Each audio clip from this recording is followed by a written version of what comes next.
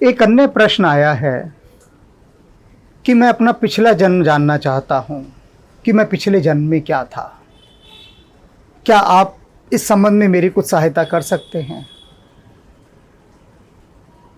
पिछला जन्म जानना चाहते हैं, क्या बात है। लेकिन मैं इस संबंध में कोई सहायता नहीं कर सकता। हैं अनेक ऐसे लोग जो कहते हैं, दावा करते हैं कि हम आपको थोड़ी देर लिटाएंगे और आपको पिछले जन्म में पहुंचा देंगे। तो आप उनके पास जाइए, उनकी सहायता लीजिए, वे आपको याद करा देंगे पिछला जन्म। पर एक बात मैं पूछना चाहता हूँ, मान लीजिए किसी ने आपको बता दिया कि आप पिछले जन्म में किसी देश के राष्ट्रपति थे, तब आप क्या करेंगे?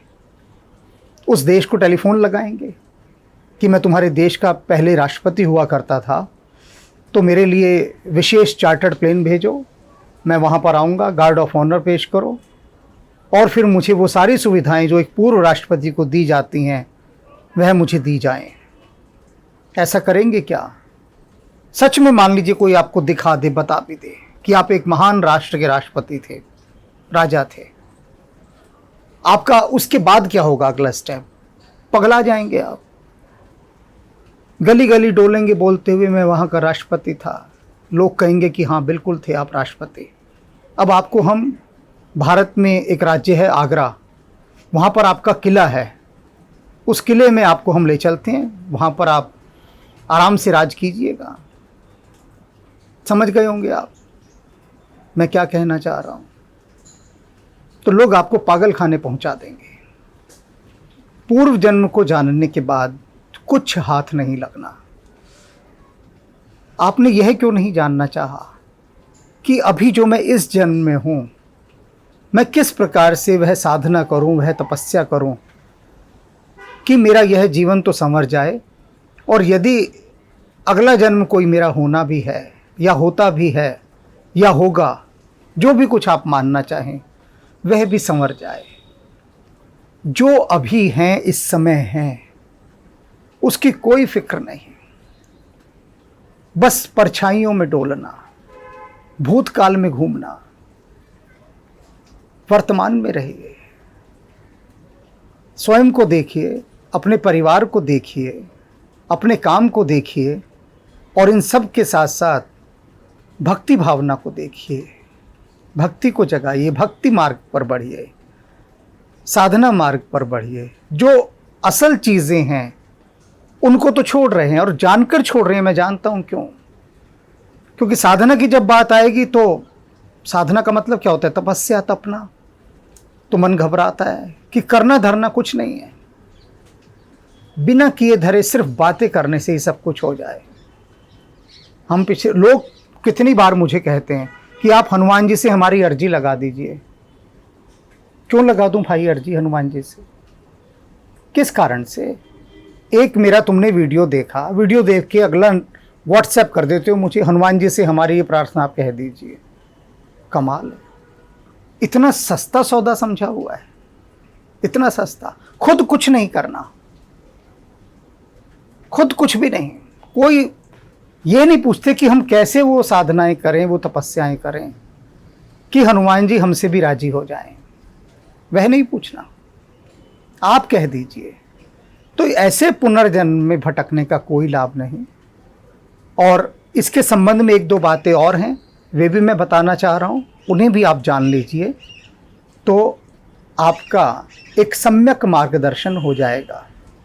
तो सुनिए जो बात मैं अब आपको, अगली ऐसे ही कोई प्रश्न आया था, आपके जैसा ही प्रश्न था, मिलता जुलता, तो उसको आप अब बड़े ध्यान से सुनिए।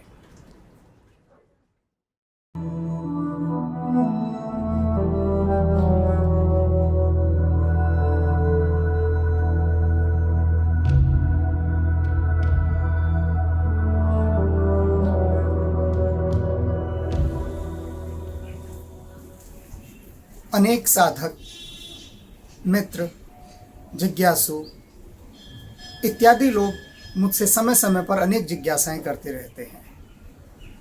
उनमें से एक बात काफ़ी दिनों से लोग मुझसे पूछ रहे हैं कि पुनर्जन्म होता है या नहीं, आप इसके विषय में कुछ बताएं। बहुत समय तक तो मैं उन्हें टालता रहा। फिर एक दिन मैंने उनसे कहा कि यहाँ 2-3 बहुत बड़ी समस्याएं हैं इस विषय पर चर्चा करने की। सबसे पहली समस्या तो ये है कि यदि मैं कह दूंगा हाँ पुनर्जन्म होता है, तो आपका अगला चरण होगा कि आप मुझसे उसके प्रमाण मांगेंगे कि प्रूफ बताइए पुनर्जन्म होता है या नहीं होता, इसके प्रमाण दीजिए। अब प्रमाण मैं दूंगा तो आप समझेंगे कैसे, क्योंकि उसको समझने के लिए उस तल तक तो जाना बहुत आवश्यक है ना। तो मैंने उनको विज्ञान से जुड़ा एक छोटा सा प्रमाण दिया। मैंने कहा पहले तो आपका ये प्रश्न कि पुनर्जन्म होता है या नहीं होता, इसके बारे में आप लोगों का क्या कहना है। तो उन्होंने कहा कि नहीं, हमें नहीं पता होता है या नहीं होता। मैंने कहा फिर भी कुछ ने कहा नहीं होता। तो मैंने कहा जब आप मान ही चुके नहीं होता तो मेरे कहने से क्या फ़र्क पड़ेगा। लेकिन फिर भी एक बौद्धिक खुजलाहट होती है कि जो चाहती है कि कुछ उत्तर तो मिले। तो मैंने कहा चलो विज्ञान के माध्यम से हम बात करते हैं, क्योंकि बुद्धि में विज्ञान सीधे सीधे समा सकता है, अध्यात्म सीधे नहीं समा सकता, क्योंकि अध्यात्म का समाना बुद्धि के साथ है ही नहीं। अध्यात्म का सीधा संबंध हृदय के साथ है। हृदय के माध्यम से होती हुई बात बुद्धि तक पहुंचती है, ये अलग बात है। मैंने उनसे पूछा रिसाइकल होता है या नहीं होता। उन्होंने कहा हाँ बिल्कुल होता है रिसाइकल। मैंने कहा प्लास्टिक, कांच, लोहा ये सब रिसाइकल हो रहा है। वे बोले हाँ हो रहा है। पानी भी रिसाइकल होता है, वाटर साइकिल। उन्होंने कहा होता है। तो मैंने कहा जब संसार में हर चीज़ रिसाइकल हो रही है, पेड़ पौधे, शरीर, हर चीज़, तो फिर पुनर्जन्म क्यों नहीं होता। पुनर्जन्म एक आध्यात्मिक नाम है रिसाइकल का, सीधी सीधी बात यदि समझनी है तो। इंग्लिश में उसे, विज्ञान की भाषा में उसे रिसाइकल कह देते हैं, और अध्यात्म की भाषा में पुनर्जन्म। एक भाषा का हल्का सा रोड़ा ही आपको अटका देता है। अब रही बात कि आपकी समझ में क्यों नहीं आता कि पुनर्जन्म है या नहीं, व्यक्ति के संबंध में, देह के संबंध में, कि उसी आत्मा ने फिर नया शरीर धारण किया। तो जब मनुष्य जन्म लेता है, जन्म लेने के बाद से जो पहला काम होता है कि उसकी बुद्धि पर लेयर्स डलनी शुरू हो जाते हैं, एक एक चीज़ की लेयर। बचपन में एक नए परिचय की लेयर परिवार देता है, समाज देता है, उसको नई आइडेंटिटीज़ दी जाती हैं, बहुत सारी पहचानें, पड़ोसी की, मित्र की, परिवार की, और परिवार के इतने रिश्तेदार। उसके बाद वो विद्यालय जाता है। विद्यालय में जो पढ़ाई की जो परतें हैं, इतनी लेयर्स डलती हैं पढ़ाई की, एक के ऊपर एक, और वो डालनी पड़ती हैं लगातार। पढ़ाई के साथ साथ फिर अब तो समाज में इतनी सारी चीज़ें आ गई हैं, मोबाइल, फेसबुक, इंस्टाग्राम, और न जाने कितने कितने प्रकार की ऐसी चीज़ें। उन सब के साथ भी बुद्धि संयुक्त रहती है। तो बुद्धि पर इतनी लेयर्स पड़ती जाती हैं, इतनी लेयर्स पड़ती जाती हैं कि पीछे लौटकर जो अंतिम लेयर रही, उससे भी पीछे की जो लेयर रही, वहाँ तक पहुँचने की शक्ति नहीं बचती, ना बुद्धि काम करती है।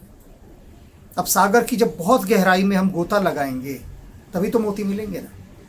तो होता क्या है, उतने गहरे में गोता लगाने के लिए बहुत गहरी शांति चाहिए कि आपकी बुद्धि के ऊपर, आपके मन के ऊपर जितने भी अनावश्यक परतें हैं वो ना हो।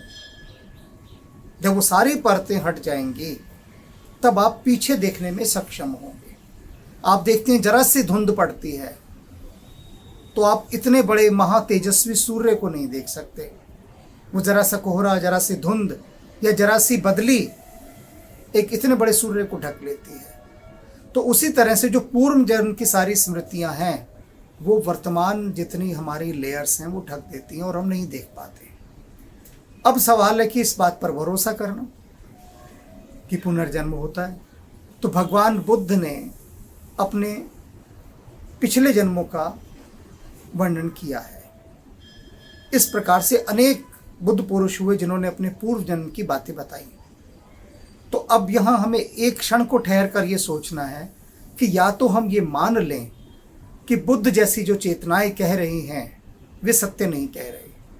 अगर हमने इस बात को मान लिया तब तो सारी बातें समाप्त हो जाती हैं। तो फिर ये होता है कि जो हम जानते हैं वही ठीक है, जितने भी बुद्ध पुरुष महापुरुष जो जानते थे वो सब व्यर्थ है। जो भगवान कृष्ण अर्जुन से बार बार कह रहे हैं कि आत्मा अपना शरीर रूपी वस्त्र बदलती है, तो हम ये भी मान लें फिर जो कृष्ण कह रहे हैं वह भी सत्य नहीं है, तो मेरे कहने का तो फिर प्रश्न ही नहीं उठता। असल बात यह है, मैंने अनेक बार ऐसे प्रश्न करने वाले लोगों से कहा कि तुम्हें क्या मतलब कि पुनर्जन्म है या नहीं है, तुम्हारा ये जन्म हुआ ना, इस जन्म को तो देखो, बस लौट लौट कर कि पीछे हम क्या थे, पीछे से अगर तुम जान भी लोगे क्या थे तो तुम्हारे जीवन का कोई विकास नहीं होगा और बड़ी समस्याओं में घिर जाओगे, क्योंकि ये बुद्धि अभी ही घर के या इधर उधर के दो चार कामों को संभालती है तो पगला जाती है, और पूर्व काल में लौट कर अगर देख लोगे तो जो भीतर की वायरिंग है वो इतना लोड नहीं सह पाएगी और शॉर्ट सर्किट हो जाएगा। तो इस बात को समझना है कि वर्तमान में हम जिस जीवन में हैं उस जीवन को पहले देखना है, उस जीवन से आगे की यात्रा को देखना है। अभी ध्यान करने के लिए मैं किसी को कहूँ कि ध्यान करने बैठो, अनेक लोग मेरी बातों का बुरा मान जाते हैं कि जब मैं उनको ध्यान करने कहता हूँ, उनको कहते हैं कोई सस्ती सी चीज़ बताओ, बस 5 मिनट हम कुछ एक एक्टिविटी कर लें, छोटी सी धूप बत्ती जलाने वाली या कोई मंत्र 5 मिनट का, बस 5 मिनट से ज़्यादा ना हो। जहाँ जिससे मैंने 5 मिनट से ज़्यादा बात की वो ऐसा बुरा माना कि मेरा साथ ही छोड़कर चला गया। तो ध्यान से सब बचते हैं, क्योंकि ध्यान क्या करता है, ध्यान आपकी भीतर की सारी वस्तुओं को, उन चीज़ों को जो अनावश्यक है उनको भस्म करना शुरू कर देता है। ध्यान एक ऐसा यज्ञ है, एक ऐसा हवन है कि उससे उत्पन्न हुई अग्नि भीतर के सारी अनावश्यक चीज़ों को भस्म करना आरंभ कर देती है, यानी नेगेटिविटी को। अब जब वो नेगेटिविटी जलेगी तो वो अपनी रक्षा तो करेगी ना। तो सारी नेगेटिव फोर्स क्या कहती है कि वो जो तुम्हें पॉजिटिविटी की ओर ले जा रहा है उससे हट जाओ, उससे बचो। तो ज़रा सी नेगेटिविटी, आम इंसान है, आम इंसान के अंदर ज़रा सी नेगेटिविटी आके ऐसा बवंडर मचाती है, ऐसा चक्रवात मचाती है, ऐसा तूफान उठाती है कि वो क्षण भर में इधर उधर लोटपोट होके गिरता पड़ता दिखता है। आप देखिए ना, ज़रा सी नेगेटिविटी ने जो मंथरा ने केकई के मन में डाली थी, कितना बड़ा भूचाल आ गया। वो तो केकई तो कितनी बड़ी चेतना थी।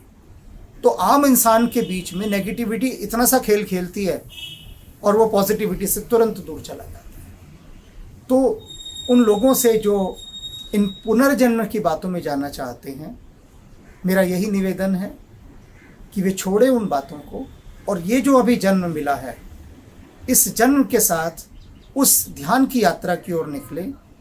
और हो सकता है हाँ कि इस ध्यान की यात्रा में जाते जाते आपको पुनर्जन्म भी दिखाई देने लग जाए, वो अलग बात है, क्योंकि बहुत कुछ ऐसा दिखता है जो कल्पनातीत है, जो आप सोच भी नहीं सकते। बहुत कुछ ऐसा दिखता है और वो दिखना बताया नहीं जा सकता। कैसे बताइएगा आप? क्योंकि वो आपका निजी अनुभव है और इस बहुत पर्सनलाइज्ड एक्सपीरियंस को आप किसी को कह नहीं सकते। सिर्फ उसको कह सकते हैं जो इस अनुभव की दौर से गुजरा हो, वही समझ सकता है। तो आप किसी और को अगर ऐसी बातें बताएंगे तो हो सकता है कि वो आप पर बहुत गहरा अविश्वास करें, आपको पागल समझे, और पागल ही समझे जाते हैं ऐसे लोग। तो मूल प्रश्न है ध्यान की यात्रा पर निकलने का, भीतर के चैतन्य को छूने का, उस चिन्मय पुरुष के साथ साक्षात करने का जो हमारे भीतर परमात्म रूप में बैठा है। उससे हम बचते हैं, बस उससे ही मिलने से डरते हैं। और इसीलिए तो होता है कि जिन जिन लोगों को मैंने कहा बैठा करो, सिटिंग्स दिया करो मेडिटेशन के लिए, वो कहते हैं हम घबरा जाते हैं, 5 मिनट बैठने लगते हैं कि घबराहट शुरू हो जाती है। अनेक लोगों को मैंने असाइनमेंट्स दिए कि महीने भर तक उनका एक छोटा सा मेडिटेशन रूम बनवाया या कॉर्नर, कि महीने भर तक यहाँ रेगुलर सिटिंग करनी है, और वो नहीं कर पाए। 1000 बहाने कि रात को लेट शादी से लौटे, कहीं और चले गए थे, ये हुआ वो हुआ। मैं उनसे कहता हूँ कि रात चाहे 1 बजे लौटे, 1 बजे लौटकर भी कपड़े तो उतारे ना। कपड़े उतारने के बाद कपड़े बदले, और फिर एकदम तो नींद नहीं आ गई, बिस्तर में पड़े भी रहे, ट्रैफिक में भी रास्ते में फंसे रहे होंगे, तो ये समझ लो कि आधा घंटा और ट्रैफिक में फंसे रहे। और मैंने तो यहाँ तक लोगों को छूट दी कि अगर रात 1 बजे भी आए तो अपने ध्यान मंदिर में जाके, जो मेडिटेशन रूम या कॉर्नर है, वहीं पर जाके कपड़े बदलो। कपड़े भी नहीं बदलने, वहाँ जाकर 1 मिनट जाओ, नमस्कार करो और लौटकर बाहर आ जाओ। तो आप देखिए, जो परमात्मा की यात्रा पर जाने के लिए तड़पने की बात करते हैं, केवल बात करते हैं, जाना नहीं चाहते, एक फैशनेबल बात है कि हम परमात्मा को पाना चाहते हैं, उनको यदि कहा जाए कि ये परमात्मा का स्थान, और इस स्थान पर आपको रोज़ सिर्फ एक बार नमस्कार करने आना है और 5 मिनट के लिए बैठना है, कुछ नहीं, कोई प्रार्थना नहीं, कोई मंत्र नहीं, कुछ नहीं, just silent sitting, sit silently, nothing to do, कुछ भी नहीं करना, सिर्फ बैठना है। वो बैठना उनको भारी पड़ जाता है। तो आप देखिए, और मैं तो उन लोगों को रेगुलर लगातार डांटता भी रहता हूँ, तो उनको बड़ी तकलीफ होती है, क्योंकि ऐसे ऊंचे ऊंचे ओहदे के लोग हैं जिनको डांटने वाला इस संसार में कोई बचा ही नहीं, बड़ी ऊंची पोस्ट के लोग हैं। अब जब इतनी ऊंची पोस्ट के लोग, उनको कौन डांटे? सारी दुनिया उनसे डरती है और मैं उन्हें डांटता हूँ, तो उनका अहंकार भीतर का तड़पता है कि ये तो हमें डांटने लगा। वो सभी अकबर थोड़ी ना होते हैं जो रोए कि जो मुझे डांटने वाला था वो चला गया। जब तक तुम्हारे ऊपर कोई एक अनुशासन रखने वाला ना हो, तुम्हारे ऊपर डांटने वाला ना हो, जीवन की यात्रा नहीं हो सकती। अगर आप उस बिंदु पर पहुंच जाएं जहां आपको कोई डांटने वाला ही ना बचे, तो फिर तो बात खत्म, फिर यात्रा नहीं हो सकती आगे। कोई ना कोई ऐसा हो जो लगातार आप पर निगाह रख रहा है, आपको वॉच कर रहा है, और उसके बाद आपको आगे की यात्रा पर ले जा रहा है। इसीलिए हमारे प्राचीन काल में राजगुरु हुआ करते थे। अब राम है, राम राजा है, राम को कौन डांटेगा? किसकी हिम्मत की राम को डांट जाए आके? लेकिन हाँ, वशिष्ठ हैं, वो डांटेंगे राम को। राजा को भी तो डांटने वाला कोई चाहिए। तो अब राजाओं को डांटने वाले समाप्त हो गए हैं। जो उनके आसपास घिरे भी रहते हैं कुछ साधु सन्यासी या गुरु टाइप के लोग, वो सब उनकी खुशामदें करते हैं, हाथ जोड़ते हैं, धन्य भाग समझते हैं कि एक राजनेता के साथ हम हैं। मेरे संपर्क में भी 1-2 राजनेता आए और वही हुआ जैसा होना चाहिए था, क्योंकि मुझे ना उनसे कोई लोभ ना भय, तो मैं तो डांटूंगा कई बातों को लेके। तो लोग ये बर्दाश्त नहीं कर सकते कि कोई उनको डांटे। मतलब जिसको सारा दिन जय जयकार सुनने को मिल रही हो, हर तरफ जिसकी स्तुति हो रही हो, लोग जिसकी पूजा कर रहे हो, जयगान कर रहे हो, हर तरफ तारीफें मिल रही हो, उसको लगता है कि यार ये एक व्यक्ति मुझे कहीं कहीं डांट देता है, तो यात्रा नहीं हो पाती। इसलिए पुनर्जन्म क्या है, इस बात को छोड़ें और वर्तमान जन्म को, इस जन्म को ध्यान की यात्रा के साथ जोड़कर उस विराट की ओर अपना मन लगाएं, अपनी चेतना लगाएं। भगवान कृष्ण कहते हैं ना, हे अर्जुन, तू मुझ में मन वाला हो, मेरा भक्त बन, मेरी स्तुति कर, और अंततः तू मुझको ही प्राप्त होगा। तो मूल सार यही, उसके साथ जुड़ना है, बस जुड़ाव, और जुड़ाव का एक ही मार्ग ध्यान।